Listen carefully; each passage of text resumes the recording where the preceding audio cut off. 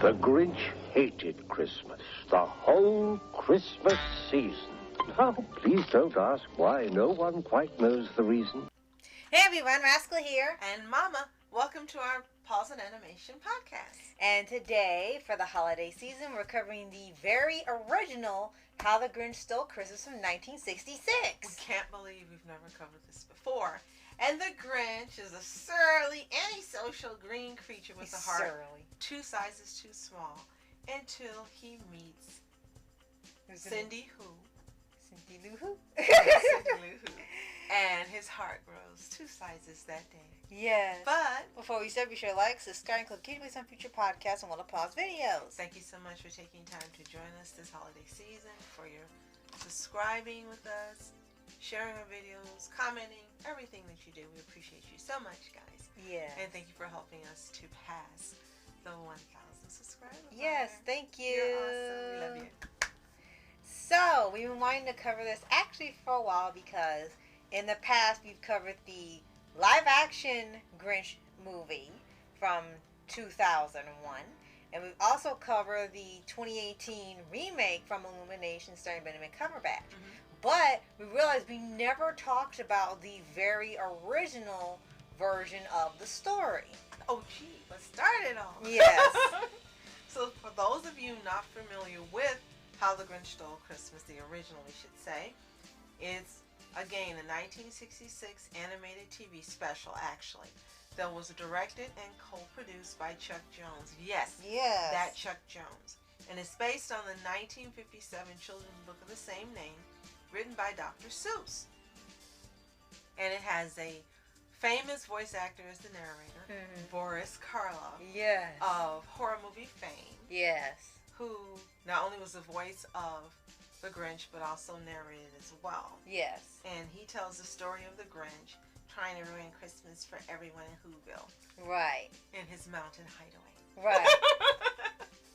And I think probably what makes this special one of the most iconic classics to watch. It's up there with, Charlie Brown Christmas, Frosty the Snowman, Rudolph, and others you've had that came on TV every year, or still come on in some places.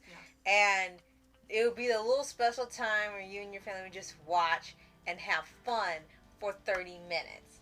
And it was also around the time you didn't have a whole bunch of specials. It was the 60s. Now they've mass-produced so many Christmas specials and movies that a lot of them don't stick when they're really, really good and become part of pop culture, or they end up being obvious that they are just made to get people to watch, make a quick buck, and that's it, you move on to the next one and constant. But the Grinch has stayed part of pop culture, not only because of that, but because I think there are real life Grinches out there. Either people that really don't like celebrating the holidays, or can kind of see a little bit what he's talking about when they're obsessed with the presents and food and all of the chaos, rather than just wanting to sit down and spend time with family. Because you get so many people that don't want to be around you, they just want to be left alone. But we love you. Yes. The special ran 25 minutes, and believe it or not, it had a budget of $315,000 back in 1960. Wow, okay. I don't know what that translates to modern times for the dollar. I don't know. But that was considered a lot back then, but it was worth every dime because, as you mentioned, it's become a perennial classic. Right. You don't go the season without watching this. And we've seen it so many times, together and separately, that we could do this without watching it again before we did the podcast. Right. But it's one of those specials that no matter what age, it strikes a chord. And you actually can relate to Whoville. Yeah. But you can also empathize with the Grinch when you learn more about why he's the way he is. And you definitely empathize with Max. Yes. And his little reindeer ears. Yes. And you love the happy ending. And I think that is what makes this special. Right. In 25 minutes, you get a plot. You get characters that seem developed, even if you've never read the book. You seem like you know these characters already. Right. You get ones that are kind of neutral. Whoville's neutral. They're kind. They're compassionate. And they love each other. And they share during this time. Right. then you get the Grinch, who you think is the villain because of how he's presented and what has happened with his heart. Right. And you get Max, who's his victim, you think, because he's forcing him to do these things. But as the story unfolds within that 25 minutes, you find out how the Grinch has been treated, why he's the way he is, and he loves Max. No matter how it looks, he loves Max, and he's his best friend, and Max loves him. Right. And then you have a Whoville human who makes an impression on him, and he understands what having friends and love and caring is about. His heart grows two sizes.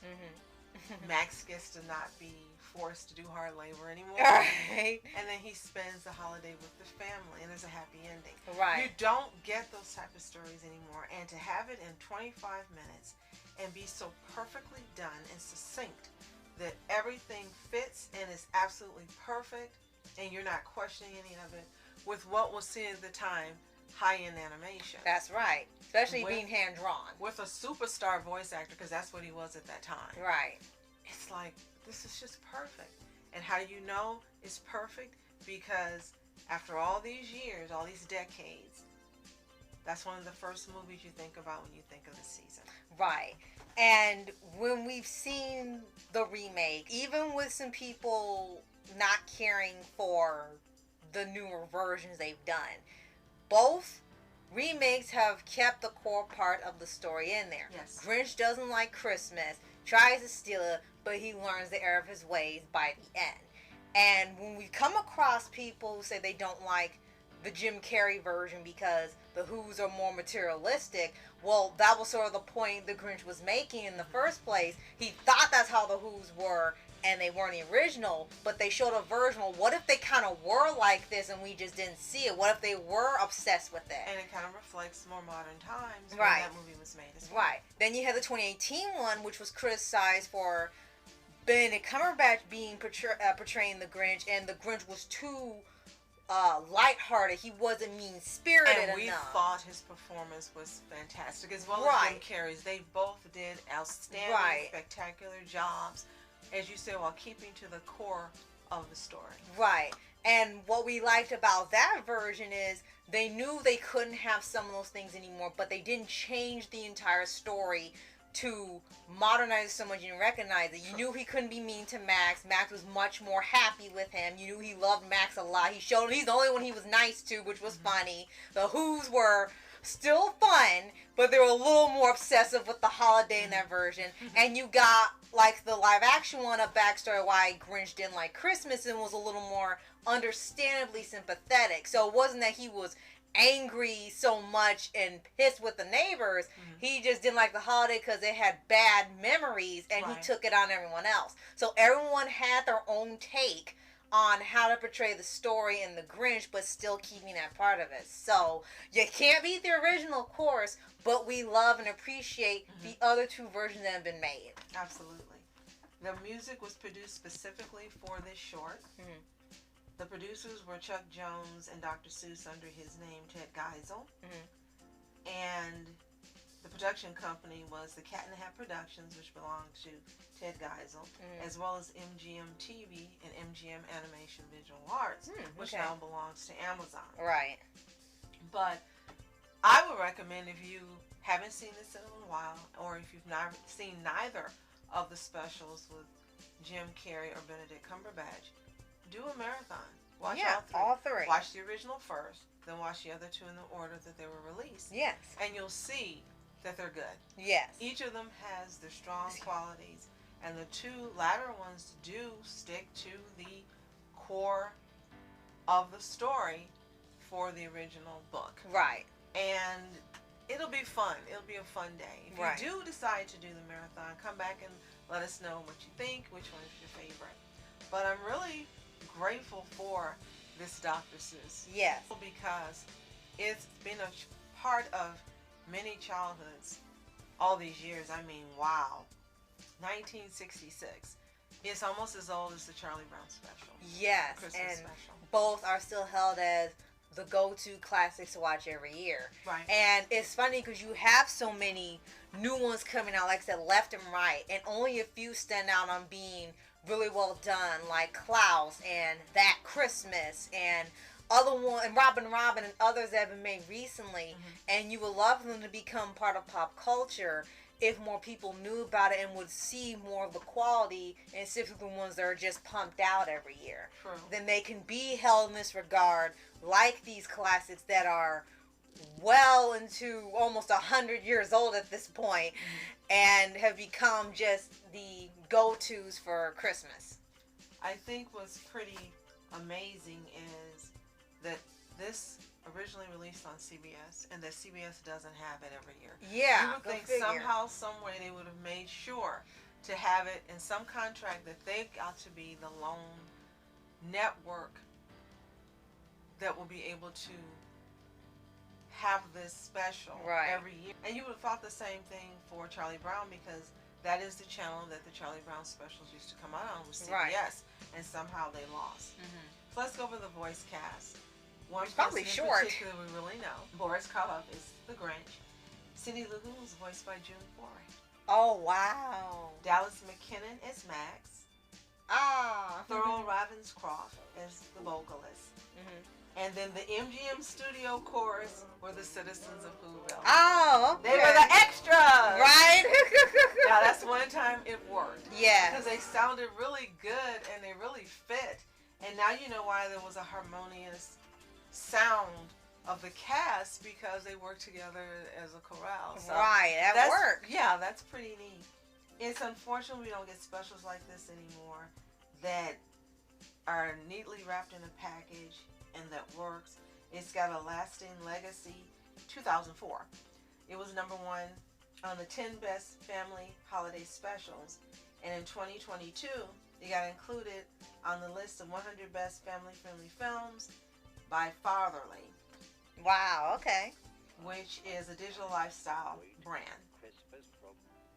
And it was only one of 2 productions made for TV, being the second being the Charlie Brown Christmas? Absolutely. Yeah. So there were prequels, there were follow-ups like Halloween is Grinch Night, created by DePatie Freeling. They came out in 1977, as well as The Grinch, Grinch's The Cat in the Hat. Yeah, I didn't even know some of these existed. Also called The Cat in the Hat Gets Grinch. That came out on ABC in 1982. I personally have seen neither one of those. If you've seen them, let us know in the comments how you like them and are they worth trying to find. But this is just a part of the season, and watching this, can't go without watching it.